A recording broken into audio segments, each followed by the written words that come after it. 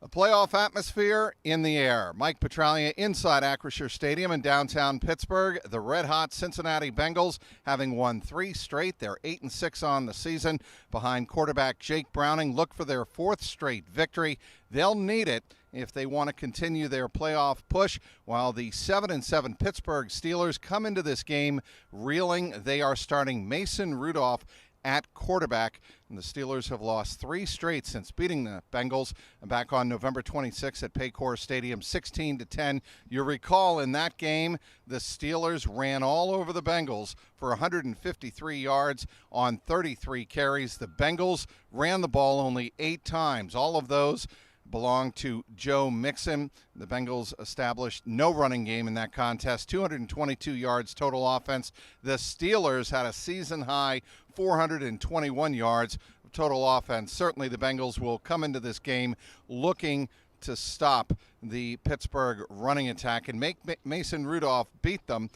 Certainly in that game, it was Najee Harris and Jaylen Warren, the 2 running backs, really doing a lot of damage.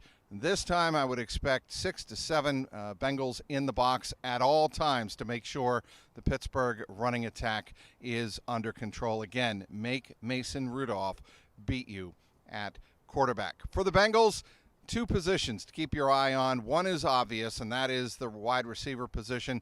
Jamar Chase is out with a reported separated shoulder. He will miss this game. Who steps up and fills the void? Who helps to take up the slack in terms of offensive production? Well, certainly last year at this very time, the day before Christmas in New England, Trenton Irwin had a very big game. He did so again against the Arizona Cardinals earlier this season. But it was Zach Taylor hinting this week that rookies Andre Yosivas and Charlie Jones could have a bigger role in this game. Also, keep an eye on Shedrick Jackson should a receiver go down.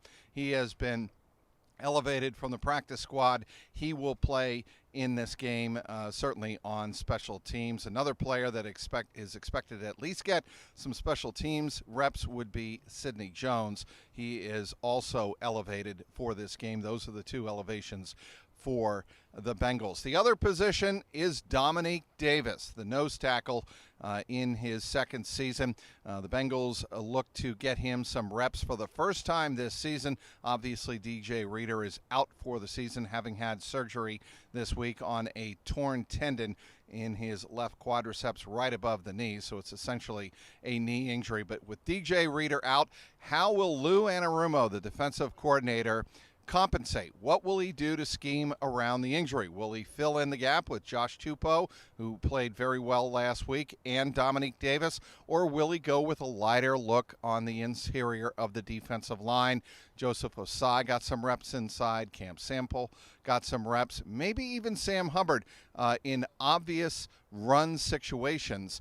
Maybe he is playing more inside. We'll have to wait and see how Lou Anarumo decides to play that one out, but it'll be certainly interesting to watch. The weather, you can tell behind me and by what I'm wearing as well, it's not bad at all. We're expecting temperatures in the upper 40s, maybe touching 50 degrees. No precipitation in the forecast. There was some inclination and some suspicion that we might get some rain.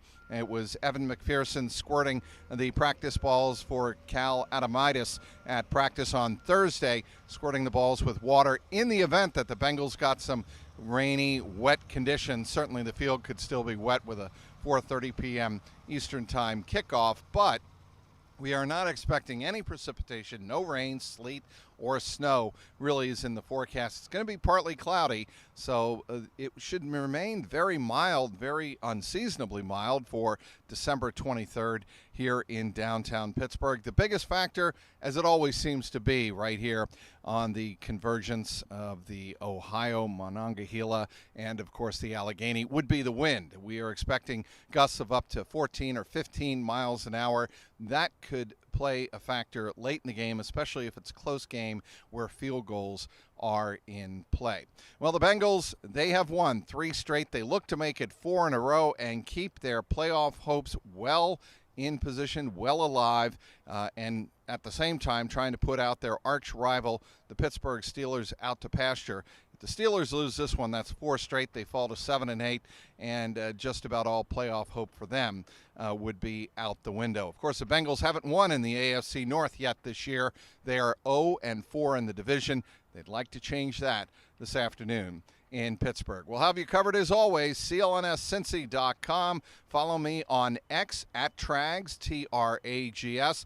And as always, subscribe to my YouTube page, youtube.com/@JungleRoarPod. Inside Acrisure Stadium in Pittsburgh, Mike Petraglia, CLNS Media.